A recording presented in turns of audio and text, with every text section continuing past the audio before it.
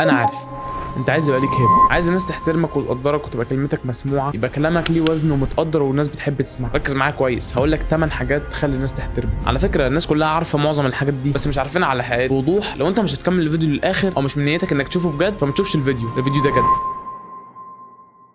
الفيديو لاي حد مش واثق من نفسه، او لاي حد حاسس ان الناس مش بتهتم بيه، او اي حد حاسس ان كلمته مش مسموعه. مفيش تقدير، مفيش احترام، من ده هيطورك بعد كده في حياتك. لو انت شخص عادي، لو انت بيزنس مان، لو انت رئيس دوله يا عم، عارف ان وقتك غالي، فتعالب. خلي كلامك منسق مع افعالك، اللي تقوله تعمله. ده اللي هيفرقك عن معظم الناس، لان الناس كتير قوي بتقول حاجات ما بتعملهاش. بس المصيبه الاكبر ان هم بيقولوا اهدافهم، ده بيخلي الناس تقلل من كلامهم. يعني ايه؟ والله خلال الشهرين دول هروح الجيم، فانا بص هبني فورمه جامده تهزم بيه جرامي، فاهم؟ بقول لك ايه، انا هعمل كذا كذا كذا كذا، ويجي يسالك بعد كده فين الحاجات اللي انت عملتها، تقول له نسيت اصلي مش عارف معلش غيرت رايي. انما لما تخليك قد كلامك، الناس هنا تحس ان كلامك ليه قيمه، اللي هتقوله بيتعمل، فبتحذر من كلامك. انا هعمل كذا كذا كذا، لان ببساطه لو انت بتقعد تقول هعمل وما بتعملش، فما حدش هيدعمك تاني. هم في الاول هيدعموك، لا بقى خلاص بعد كده ماشي، بس بعد كده بترجع تقول الناس مش واثقه فيا، الناس مش كذا كذا كذا، انا قلت كذا كذا كم مره. في فرق بين انك تغير قرارك وانك تبقى قد كلامك. تحس نفسك، هتحس انك قد كلامك وهتثق في نفسك اكتر لما تعمل الحاجه اللي بتقولها. ربنا بيقول في سوره الصف: يا ايها الذين امنوا لما تقولون ما لا تفعلون. اتكلم قليل. لكن الحاجه الثانيه هي انك ترضى عن نفسك،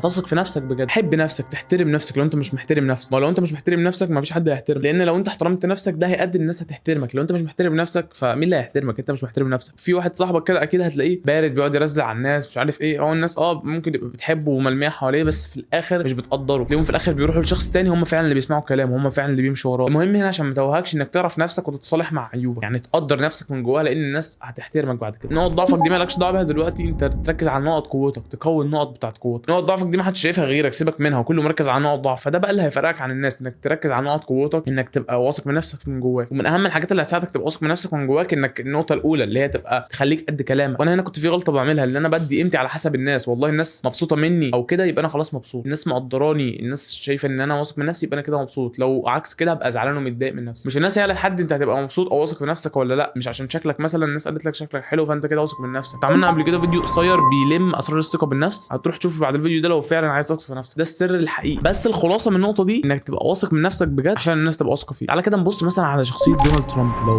بصيت عليها هتلاقي ان هو واثق من نفسه. ده اللي بيخلي الناس تسمعه اكتر، مش بيقعد يتكلم كتير، هو بيتكلم في المفيد بس. ليه؟ مثلا هيقول لك احنا هنعمل كذا وخلاص الناس واثقه فيه، فهو هيعمل كذا. ليه؟ لان الناس خلاص بقت واثقه فيه. شخصيات كتير ورجال اعمال وشركات بتستخدم التكنيك ده عشان تخلي الحاجات الناس واثقه فيها. واللي هيوصلنا للحاجه اللي بعد كده، وانك ما تقولش على اي حاجه. انا ولا بقول لك قول ولا بقول لك قول لا. دايما خليك شخص مش متاح دايما. انت لو فاضي على طول الناس حرفيا مش هتقدر وقتك. انت عباره عن اتنشن، انت الوقت بتاعك اتنشن. انت مش فاضي والناس بتقدر وقت، وده اللي هيخلي الناس تقدر وقتك، تبقى قاعده معاك مركزه معاك، عارفه ان وقتك مش فاضي قوي، او انك مديهم الوقت ده مخصوص. دي طبيعه الناس، احنا الهفق بنستهفقه، فاهم؟ الكلام ده مش هتتعلمه في المدارس اللي انا بقوله لك ده، ما حدش هيبقى بالجرأه دي ويقوله لك. بسمع مني. لو انت فعلا وراك حاجه قول لاصحابك انا ورايا حاجه، لان معظم الناس فاكرين صحابهم في الحياه هم اصحابهم. في الواقع انت معظم تقريبا 90% من صحابك هم اعداء ليك. ممكن من غير ما يقصدوا فعلا هم فعلا اصحابك بتوع القعده الحلوه وبتقعد معاهم، بس صاحبك اللي ما يقدرش هدفك فابعد عنه يعني شويه، لانه مش مقدر هدف. اللي يقدر هدفك فعلا هتلاقيه بيدعمك، هتلاقيه ومعاه هدف هو كمان وبيسعى له. ما تخليش معظم الناس في حياتك هم الاعداء ليك. اصل بيقول لي تحت البيت، لا انت لو جالك تحت البيت انت مش فاضي خلاص، انا مش فاضي يا جماعه والله. وده اللي هيخليك تفرق في اي حاجه في حياتك، في شغلك، في علاقاتك العامه، في علاقاتك مع الناس، في علاقاتك حتى مع البنات. بقول لك بجد من الاخر والله، يعني احنا شباب مع بعض. لانك انا بطول فيها بس قول للمشتتات لا، انت يا عم خلص كل حاجه وبعد كده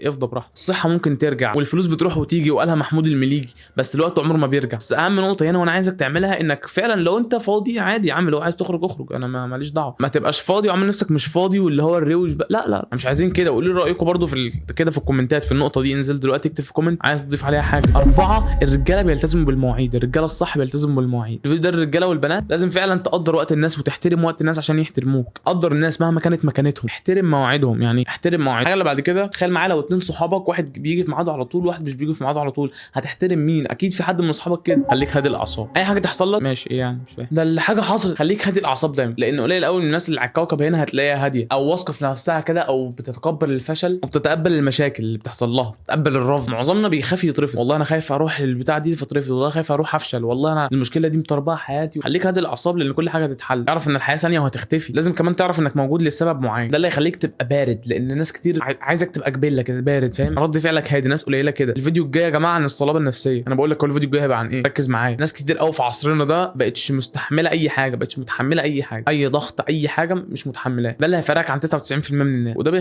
هيخلي الناس تحترمك اكتر لانك هادي وبتعرف تحل مشاكل. ودي صفه القائد، دي صفه الواحد اللي ايه الهادي، الناس هتمشي وراه. المتلخبط واللي مش عارف هو عايز ايه تلاقي الناس ماشي وده تعمله ازاي مثلا تاخد دش ميه ساقعه، انا هتمرن المجموعه دي، انا هتمرن. لما تعود نفسك مع الوقت نفسك بتتاقلم. ما تقوليش نفسك مش هتتاقلم، نفسك مع الوقت هتتاقلم على الجهد اللي انت حاطه عليها. الحاجه اللي بعد كده واللي هتخلي كلامك ليه قيمه اكتر انك تتكلم قليل. اصلا ربنا خلق لنا ودنين وبق، اتكلم قليل وحاول تخلي معظم كلامك اسئله، بس مش اسئله شخصيه واللي هي تبقى اللي قدامك حاسس ان انت يعني بتساله عن لون البوكسر بتاعه. هبسطها لك، بس اسمع فعلا الشخص اللي الناس بتحب اللي بيسمعها. ده اللي هيخلي كلامك ليه تركيز. لما تسمع الناس هتسمع كلامك اكتر، هتحس ان انت شخص بتقدرهم، فده هيقدروك اكتر، هينعكس عليهم. مش تتصنع يعني، خليك هادي من جواك فعلا وحابب تسمع الناس. ولما الشخص اللي قدامك هو اللي يتكلم هتعرف عنه اكتر، هتعرف عنه كتير. وانت فعلا لو واحد بيتكلم كتير الناس مش هتسمعه، كل شويه يقول ما هو بيتكلم في ايه. لما يجي بقى واحد تاني اللي هو هادي وراسي تمام ومهتم فعلا بس ما بيتكلمش كتير، الناس فعلا هتحب تقعد معاه. الناس هتقدره، هتقدر وقته، هتقدر كلامه، لانه بيتكلم قليل، فاي كلمه هيقولها هيبقى ليها قيمه، حتى لو هزار، حتى لو كده، بس هو ما بيتكلمش، غامض شويه. وانا هنا مش قصدي تصنع خالص. 7 والاهم حاجه ما تشتركش في النميمه. النميمه دي يا جماعه انك تقعد تجيب سيره الناس، والبت عملت محشي، اختي شفت البت رويده عملت ايه، وتجيب سيره حد بالكلام الوحش، واللي هو تجيب سيره حد بكلام وحش. بص ده لت وهقص، ده وانت قاعد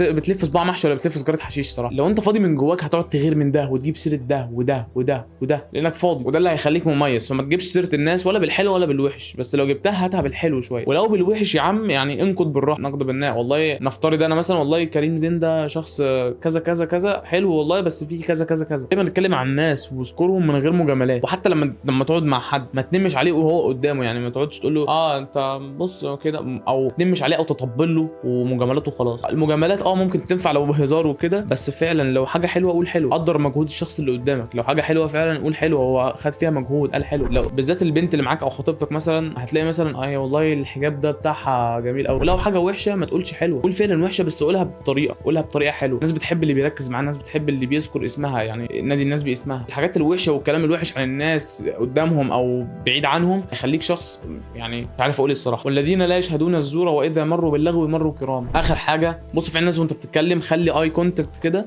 يعني بص في المثلث ده، حاول ما تخليش ولا في العين ولا في المناخير ولا في البق. اكيد مش تبقى بره الشخص كده، يعني هو بتتكلم عادي وكده يبقى جسمك كله متجه ليه، مش عامل كده مثلا او كده. يعني حاول تخلي جسمك كده، ده اللي هيفرقك اكتر، لان مش ناس كتير بتعمل كده. انك فعلا يبقى ليك تقدير من غير تصنع، تسلم عليهم بقوه. هي حيل بسيطه في علم النفس، وحيل بسيطه في علم النفس، وحيل بسيطه بس انت لو مش من جواك قوي في نفسك واثق في نفسك يعني احتمال هتبان متصنع قوي الصراحه. طبعا كله على الهادي من غير تصنع. صح، لو حابب تشاركنا خش على الانستا شوفوا، بنزل فيه حاجات حلوه قوي، وعايزك تكتب كومنت على الفيديو ده تقول لي انا حاسس ان انا مثلا نسيت حاجه او كده، فممكن تقول لي. شوف الفيديو ده لو عايز تعرف 9 خطوات عن النجاح. انا عارف بعد الفيديو ده يعني هضرب.